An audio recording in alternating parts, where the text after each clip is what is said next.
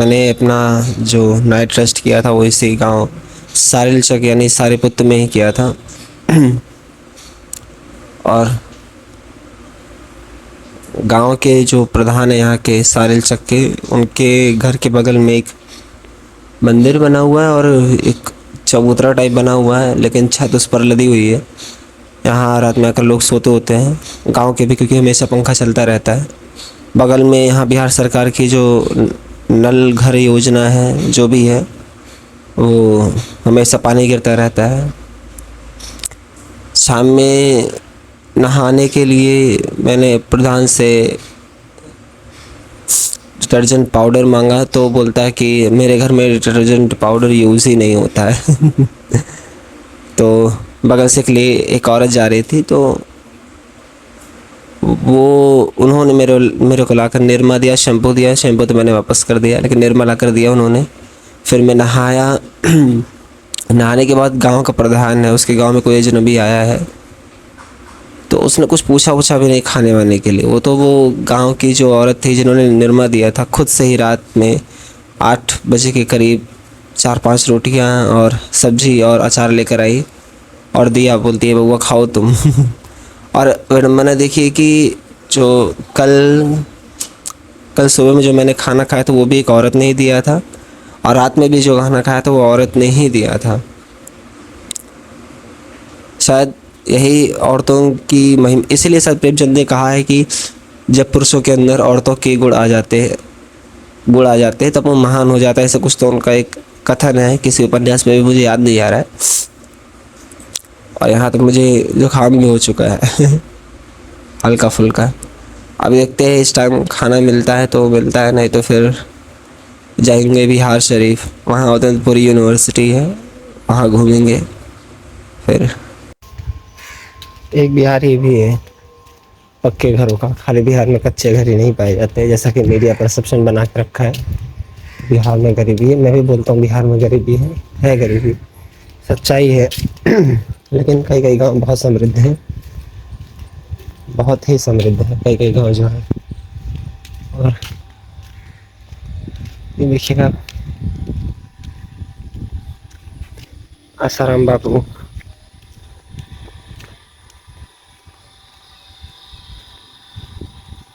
India में maximum Markandey कार्ड्स में सही थे कि 99% आर फुलिश। इन मार्कंडे कार्ड्स जो थे वो सही थे एकदम कि 99% ऑफ इंडियंस आर फुलिश। क्यों? क्योंकि यार आसाराम बापू को कोर्ट ने पिनलाइज किया है और रेप। वो बंदा जेल में, लेकिन लोग उसकी अभी भक्ति कर रहे हैं, उसको भगवान मान रहे हैं। अपने घर के द्वार के ऊपर उसकी फ़ोटो लगा रहे हैं। क्या साबित करता है ये चीज़? और सुबह भी 7:30 भी नहीं बजे, धूप बहुत तेज है। कुछ बच्चा लोग कुछ तो तोड़ रहा है जामुन।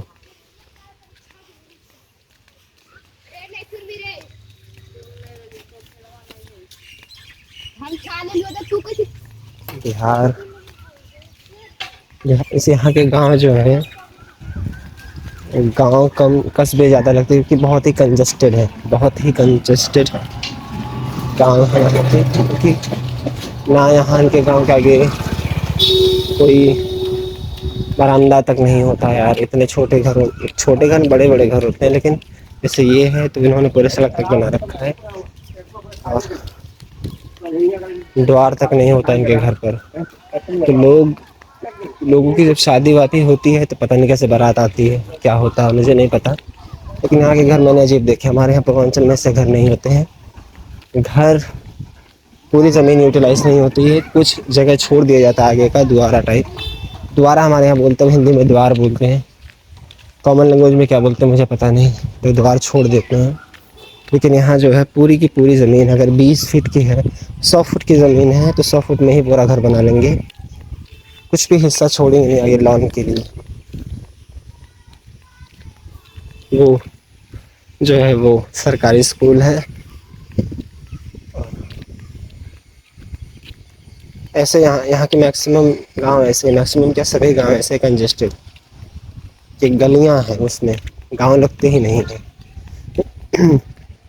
ताकि यहाँ की जो बिहार सरकार की नल हर घर नल योजना जो है वो बहुत ही बढ़िया है। पानी बहुत ही बरसता रहता है, बहुत खूबसूरत। ये जो योजना बहुत सही है क्योंकि पानी की कमी यहाँ है नहीं वैसे। अभी नालंदा से फिर बिहार शरीफ। इकोनॉमिक डिस्पैरिटी, एक तरफ पक्के घर, एक तरफ ऐसे घर।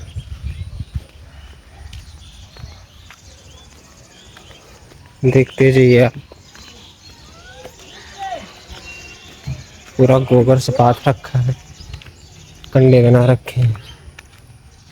बहुत लोग मज़ा उड़ाते हैं कि यहाँ की औरतें कंडा रोड पर पाथ डालती हैं दीवारों पर। तो बात यह है कि क्योंकि उनके पास जगह ही नहीं होती है, कोई एडिशनल जगह है ही नहीं उनके पास कि वो कंडे पाथ सकें, और कंडे से ही उनको खाना बनाना है।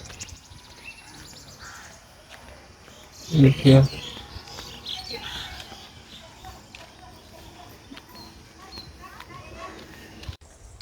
जैसा कि हम बता रहे थे कि यहाँ पर नालंदा में एक जगह है रुक्मणी स्थान करके, लेकिन वो रुक्मणी स्थान नहीं है, वो एक इंटैक्ट बुद्धा की स्टैचू है भूमि स्पर्श मुद्रा में। क्या होता है कि जब यहाँ बौद्धों का पतन हो गया और हिंदूवाद का या फिर ब्राह्मणवाद का उदय हुआ, तो उनकी मूर्तियाँ तो ढहा दी गई, उनके मंदिर तो कब्जा लिए गए। फिर हुआ ये कि जब कई सौ साल बाद फिर से उनकी मूर्तियाँ मिलने लगी, तो लोगों ने सोचा कि वो जो मूर्तियाँ हैं वो किसी हिंदू देवी देवता की है और उनको बनाकर पूजने लगे। लेकिन फिर बाद में पता चले नहीं, ये तो हिंदू देवी देवताओं की मूर्तियाँ नहीं हैं, ये है बौद्धों की और स्वयं बुद्ध भगवान की। मैं इसका एग्जांपल ये देता हूँ, मैंने एक वीडियो में और भी बताया था ये चीज़ कि एक घुसराहवा करके जगह है यही नालंदा ज़िला में ही, यहाँ से 16-17 किलोमीटर शायद दूर है नालंदा महाविहार से। उस गांव में बहुत सारे बुद्ध विहार पाए गए थे अलेक्जेंडर कनिंघम के ज़माने में, आज से लगभग 150 साल पहले पाए गए थे। लेकिन बाद में क्या हुआ, उसको संरक्षित नहीं किया गया। संरक्षित ना करने की वजह से हुआ ये कि जो वहाँ की मूर्तियाँ थी वो वहाँ हिंदू मंदिर बनाकर पूजे जाने लगे। और घुसरावा में ही आशापुरी माता का मंदिर है, बहुत प्रसिद्ध मंदिर है। वहाँ पर लगभग रोज़ बकरे का बलिदान चढ़ाया जाता है। लोग वहाँ मनौतियाँ मानते हैं। कई बार तो कई यूट्यूबर जब जाते हैं वहाँ, तो वो घरों में जब घुसकर देखते हैं तो जहाँ उन्होंने नल लगा रखा है, यहाँ तक कि उनके आंगन में गुप्तकालीन ईंटें बिछी हुई हैं। कई लोग बुद्ध की मूर्तियों को अपने कुल देवी देवता बनाकर पूजते हैं। इसमें कोई अतिशयोक्ति नहीं है कि ऐसा नहीं। जाहिर सी बात है कि जब इतनी सारी मूर्तियाँ मिलने लगेंगी तो जो नया संप्रदाय उठा हुआ है वो उसको कब्जाएगा, उसको दबाएगा, उसको अपने में शामिल करेगा। ये कोई नई चीज़ नहीं है, हर सभ्यता, हर पुरानी सभ्यता के साथ यही करती है। पीछे जो है वो नालंदा यूनिवर्सिटी है, मतलब नई यूनिवर्सिटी नालंदा, नव नालंदा महाविहार करके है, और वो ओपन यूनिवर्सिटी है। और दोनों यानी जो महाविहार है वो भी और नालंदा ओपन यूनिवर्सिटी दोनों बहुत ही खूबसूरत, बहुत ही जानदार बनी हुई है। पूरे एकदम इंटरनेशनल तरीके से बहुत अच्छा, बहुत सुंदर बन रखा है उधर। वहाँ साथ थाईलैंड का भी, हाँ थाईलैंड बुद्धिस्ट टेम्पल भी है उधर। कुल मिलाकर बहुत अच्छा है, बहुत ही सुंदर है। और मैंने सोचा कि रुक्मणी स्थान पर मुझे जाना चाहिए, इसलिए क्योंकि ज़िंदगी में एक बार ये मौका मिला है, बार बार मिलेगा नहीं। एक तो ये कारण था। दूसरा कारण ये था कि जो बुद्ध के 2 चीफ डिसाइपल थे, यानी 2 मुख्य डिसाइपल का हिंदी होता है 2 मुख्य शिष्य थे। 2 मुख्य शिष्य थे। पहले तो सारिपुत्र थे और दूसरे मोदगलायन जिसे संस्कृत में कहा जाता है। तो ये 2 थे। सारिपुत्र के जन्मस्थल पर मैं जा चुका हूँ, अभी मैं जा रहा हूँ। मोदगलायन का भी वहीं स्तूप है जहाँ रुक्मणी टेम्पल है, वहाँ पर मोदगलायन का भी स्तूप है, उसको दिखाऊंगा अभी। और बाकी जो चीज़ें दिखाने लायक रहेंगी मैं दिखाऊंगा। ये जो स्टोन पे तो महामाया स्थान 0 किलोमीटर लिखा है, लेकिन मैप पे इसका नाम जो है रुक्मिणी स्थान करके है, एंशियंट बुद्धा स्टैचू टेम्पल करके है। और आप देखेंगे कहीं ASI एक संस्था होती है जिसका फुल फॉर्म होता है आर्कियोलॉजिकल सर्वे ऑफ इंडिया।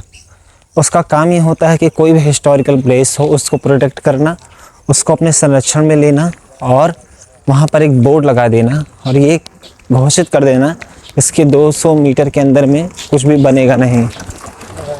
लेकिन अभी इधर खेत भी है, उधर कंस्ट्रक्शन हो चुका है और ये एंशिएंट, अभी तो आप जो हालत देख रहे हैं ये बहुत सही लग रही है।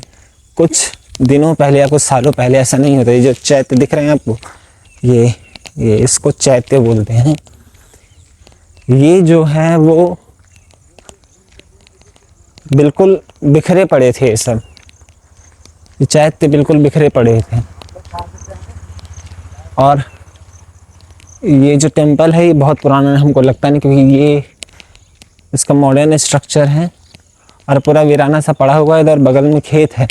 आपको कहीं यहाँ ASI का बोर्ड दिखेगा, जो प्रोटेक्टेड एरिया होते हैं वहाँ ASI का बोर्ड होता है। ASI को चाहिए कि वो जो है इसको संरक्षण मिले। ये देखिए आप,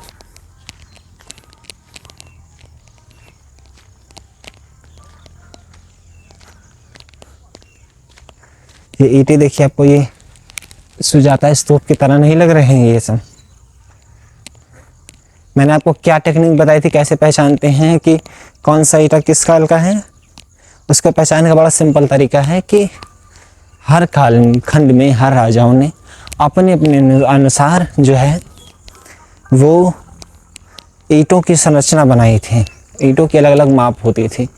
यहाँ पर ठंडियों में अलग अलग देश से अलग अलग बौद्ध भिक्षु आते हैं, टूरिस्ट भी आते हैं, लेकिन आप देखेंगे तो रास्ता बिल्कुल बेकार है, मतलब आवागमन के लिए बिल्कुल भी सही नहीं है। यहाँ कहीं मतलब कोई अच्छी जगह नहीं कि जहाँ लोग रुक सके, और हरियाली तो बिल्कुल भी नहीं है।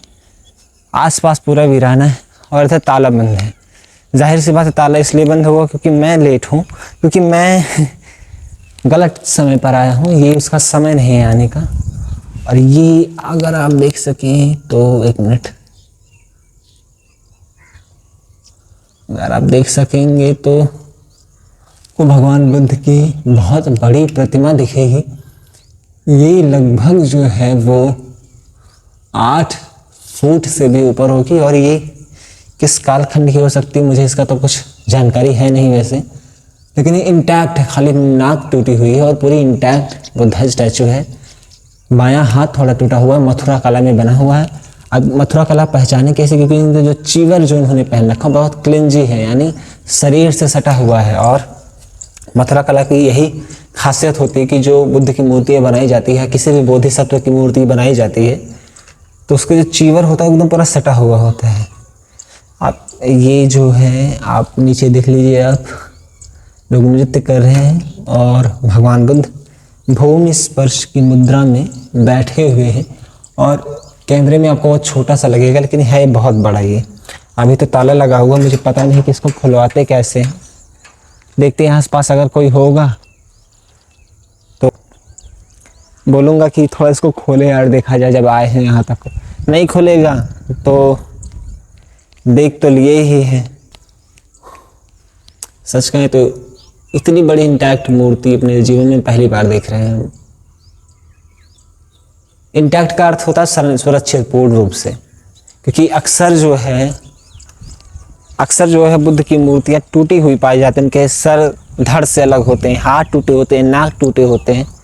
लेकिन ये विडंबना ही कह सकते हैं कि कम से कम ये मूर्ति कुछ रूप से तो संरक्षित है। देखते हैं अगर कोई आसपास होगा। वो शायद उधर घर है, एक ताला किन के पास है, क्योंकि अभी ताज़े फूल चढ़ाए गए हैं।